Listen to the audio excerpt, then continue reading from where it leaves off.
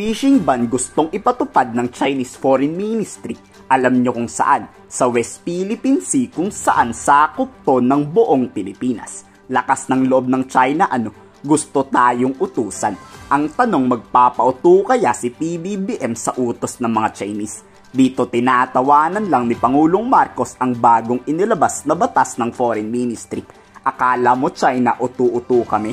Dito wala raw pake si Pangulong Bongbong Marcos ayon yan sa pagsalita ng PCG na sa Commodore J. Tariela. Kundi na namin itong unilateral fishing ban na in-announce ng China dahil alam naman natin na ito ay napapaloob sa ating West Philippine Sea at ang tanging bansa lamang natin ang mayroong sovereign rights and jurisdiction dito para mag-decide ng mga fishing ban na ganito. Ang basihan ng China ay illegal at wala silang tamang dahilan para sila mismo ang mag-decide ng fishing ban that falls within our own exclusive economic zone. Ang ating mga kababayang mga isda na for so many years itong mga nakaraang panahon, lagi naman silang may fishing ban na ganito pero it never prevented our Filipino fishermen from Zambales, Pangasinan para pagbawalan silang mga isda rito. Patuloy pa rin naman pumupunta ang mga kababayan natin dito. Just goes to show na sila, based on their experience at kanilang karanasan mismo, hindi talaga naman na-i-enforce ng China ang mga ganitong regulation na sinasabi nila that only intends to discourage Filipino fishermen from going to West Philippine Sea. Ilang beses nang gustong ipatupad to ng China, pero kahit mga mangisda walang pake dito.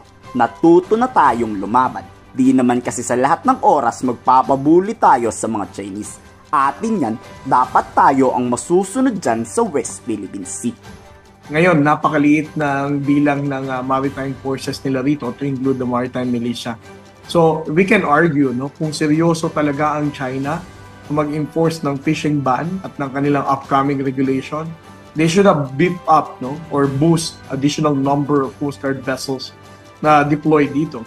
Pero ang sabi ko pa nga, in an average, the number of Coast Guard vessels that are deployed in Bajo de Masinloc are 4 vessels. Pero ngayon, 2 lamang. So, this doesn't add up to explain na itong enforcement na ito ay talagang isa sa katuparan ng China. Simula nang na-i-announce ito ng China, may mga mangingisda na ng Zambales na nagsabi na they're just going to ignore this.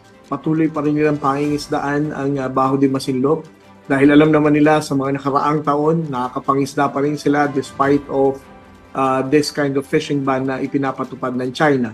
So, on our part, since our stand is that we don't recognize ang ganitong fishing ban binanggit ng China, there's no reason for us to prevent or to advise our Filipino fishermen not to be engaged in fishing in these areas.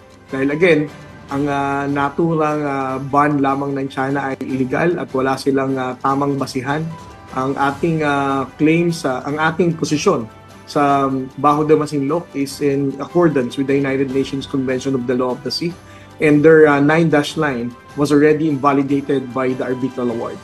Natuyo na ata ang utak ng Chinese Foreign Ministry. Lahat ng kabobohang gustong ipatupad sa West Philippine Sea. Unang-una, aarestuhin raw tayo. Ngayon, bawal tayong mangisda. Kayo, anong masasabi nyo sa walang kakwenta-kwentang batas na nais ipatupad ng Foreign Ministry? I-komento sa baba ang salo.